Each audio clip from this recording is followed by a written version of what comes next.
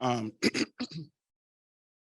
real quickly, if you're like me, I kind of take notes anytime I listen to anybody speak. Um, but as I listened to Bill Fuller this morning, briefly, and as I listened to Melvin, as I listen to Dave, and I didn't hear Veronica's presentation, but I can almost imagine, what she spoke about. And any other presenters that we've had over the course of the time that you've been involved with Pippa, one of the things that stands out for me is relationships. And all of these people kind of highlighted relationship in some way, shape, or form. And relationships are huge. It's a big plus. And I heard comments about, VR and ADMH, and there's an importance of relationship, even with those that you don't agree with, who's saying some things that you may not want them to say. Relationships are huge because in order to get anywhere, you got to have a positive relationship. And sometimes that's not easy. If you listen to all of the legislators, the people that we've had involved, you got to make a connection. And if you go about a wrong way of trying to make that connection, and you all have heard, most of all of them say short, slight, precise, to the point. They don't want to hear all, everything. So you want to say something to make them hear. And then once they hear, because I'm quite sure the senator, he didn't plan to spend 15, 20 minutes with you all. But after he heard her, guess what? He could have easily said, you know what, I got something else to do, and could have went to the bathroom and till y'all left. So relationships are huge, even when people don't do what you want them to do. Years ago, and I like to tell stories. Years ago, we had a parent, DHR had moved the kid from the home. In one of the programs that I was running at the time, the parent came to the program, had three staff, a caseworker, and a social worker. This parent cursed, said anything she could say to these people who were working in the program. Couldn't get anywhere. So when it got to me, she was still in an irate mood, but everybody can't talk to somebody who's cursing them, who's bad mouthing them, because it wasn't the staff fault that the kids were removed. So when I met with the lady, this is just a true story. This is probably 18 years ago, maybe, but this is a true story. And I met with the parent, and she was still in a foul mood. And I listened, gave her probably 15 minutes to vent, because sometimes people need an opportunity to vent. So after she called me names and all of the staff names and all the DHR names, then I said, okay, but the staff wasn't at that level. I ain't always been at that level where I can just sit and let somebody curse, but I know she needed to get it out. So once she finished, because it's a high peak and it's a low peak. So when she got to the low peak, guess what? It was my time. So when she got down to the low peak, then I said, look, I understand your frustration. I see your passion. I do not understand. I know why DHR removed your kid, but they're here. In order for you to get somebody to listen to you, guess what? You have to change your approach. And to make a long story short, it took her probably 6-7 months to get her kid back. But guess what? This lady came back to me and said, Mr. Powell, I really do appreciate that advice. She was frustrated. If DHR, somebody come in and take your kid out your house, and they may or may not say you the true reason, and you probably know, but eventually she calmed down, and she gave, and I don't take the props, because sometimes God put you in a position to say certain things, and I didn't take it, but she came back and tried to buy me lunch, and I was like, no. Came back, no, I thank you. If it would not have been for you, I would not have done that. I'm saying that to say our approach. And I've been a supervisor for probably 25 years or longer. And believe me, everybody they just write it off and keep it going. And that could be a reason why sometimes we can't get to where we want to get because of our approach. Relationships are huge.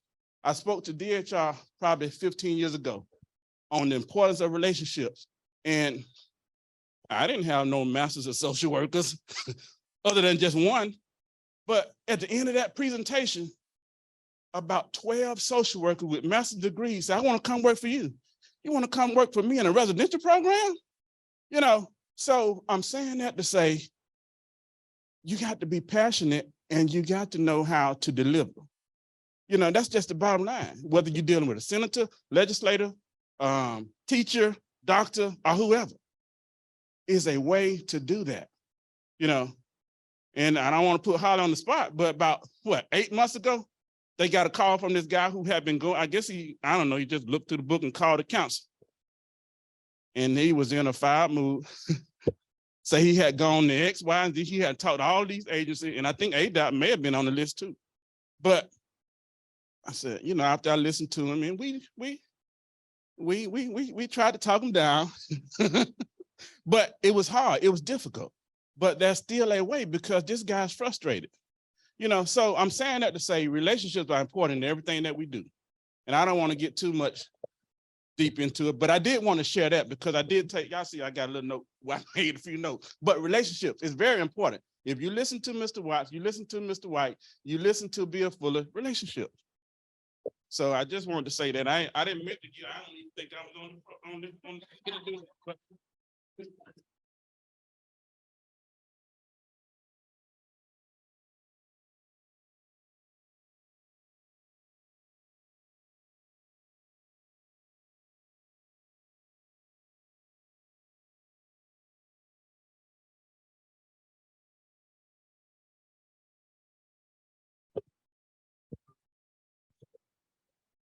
Does anybody have anything else? Any other comments, anything they want to share before we take a break and then come back and I'll let you know kind of what we're doing. I mentioned earlier about the project planning guide and about talking with projects and breaking up into smaller groups. I know a lot of you've turned in projects. This is a revised guide to fill in, even though you filled it in before. Just going to ask you to go through it, and mainly at the top, go back up a little bit to the top right there, where it says the ACDD state priority list. I know you've seen it before and we've talked about it, and I've said that we want all the projects to fall within these 4. So think about what you're doing, and I'm gonna, not today, but we're gonna have you turn it in again on this new guide. So, and to put which priority area your project falls under. And also some of you turned in projects that are just amazing and they're huge. I know you've lofty goals. I know we just heard from Melvin, and you haven't really heard Veronica's yet, but they were huge projects too. So we want yours to think about it a little bit more, and we're going to fine tune it where it's something that you could possibly do in 6 to 9 months and get it done. Even if it's a big project, we take a little small portion of it and make it actionable and doable, where you're not thinking I'm taking on the world. I know we all want to, and we all will get there, but this project for us is smaller.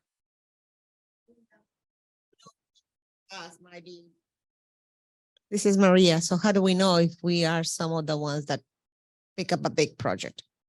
Are you guys going to tell us? Yeah, well, that's what we'll talk about it some this afternoon. We can continue talking about it Monday, but then we want to really pull it up and get this done, where you can do the aim statement, the elevator speech, where it's all about your project. And as you saw Melvin, his PowerPoint, I have a PowerPoint template we will send you, and that's what you're going to put your project in. So I'll send you the template. You'll fill it in with what you do, how you started it, how you thought about it, who you talked to, and walk through it. And then you'll, at next month at graduation, you'll have time to present your project. Not saying it's done or complete, but all the process and the parts you went in and what you've done to that point on what it is. So we will talk about it today.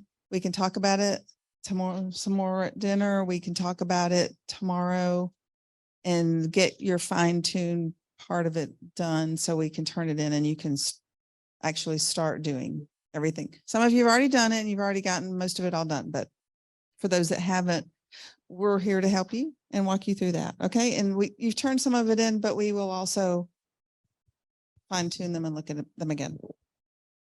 This is Jennifer. Linda, is the only additional category the alignment with the DD plan, or is there something else?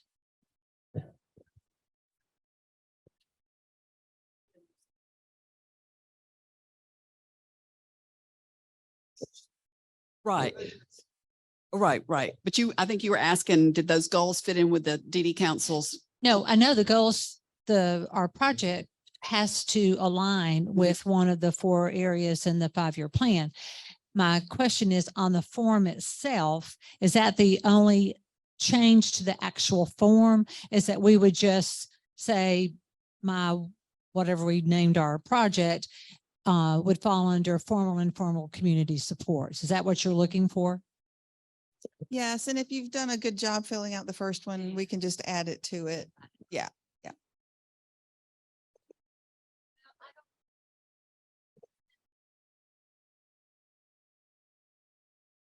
Yeah, I added this just recently because I was like, we've talked about it and then I didn't put it on the form, so nobody filled it out. And we need that. We need that documentation.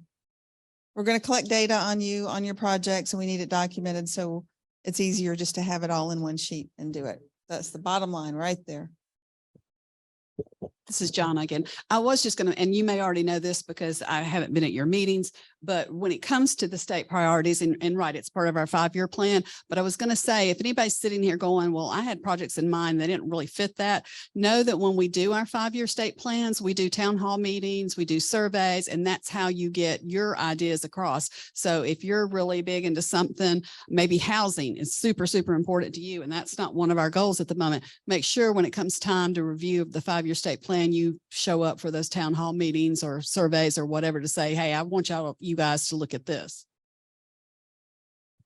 Yes. And though, while you may not be on the DD council, the meetings are public. They are open and they are public, and Darryle or Jonna can tell you exactly where to look for that information on how to go. Yeah, all of our meetings are on the website. If you go to acddd.org. And yes, we have time for public comments and they are open. Our committee meetings are also open. Occasionally we'll have to go into closed session, but for the most part, everything is open to the public.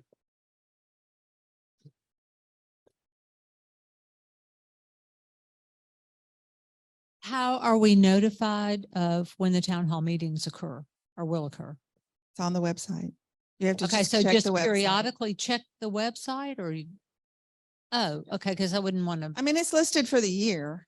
Oh, okay. All right, I But- beg your pardon. Okay, I didn't realize it was an annual. Yeah, An annual gonna pull up calendar. the website so you can look at it and see.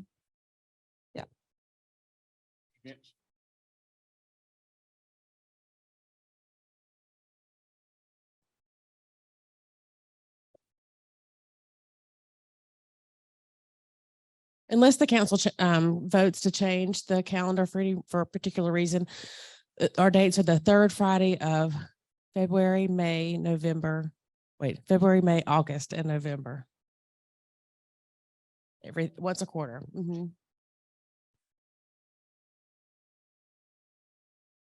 And also And they rotate locations around the state. Yes. And they're on Friday mornings, 9 to 12, typically. Typically, yes. Here they are there. Yeah, look at the website. And real quickly, also, you can be placed on the mailing list or contact list, and I think it's a place on the site to sign up for that. And if you do that, it will automatically get notification. And anytime there's some type of flyer or news that goes out, you will be notified of that, or you will, receive that. So it may be a good thing for you to do that, because we're trying to build, I think we up to probably 900 folks right now. I think it may have been 200 when I first came, but we up to 900. So, and that's a good thing. That's letting us know that we're getting the word out, and people, they want to know. So, yeah.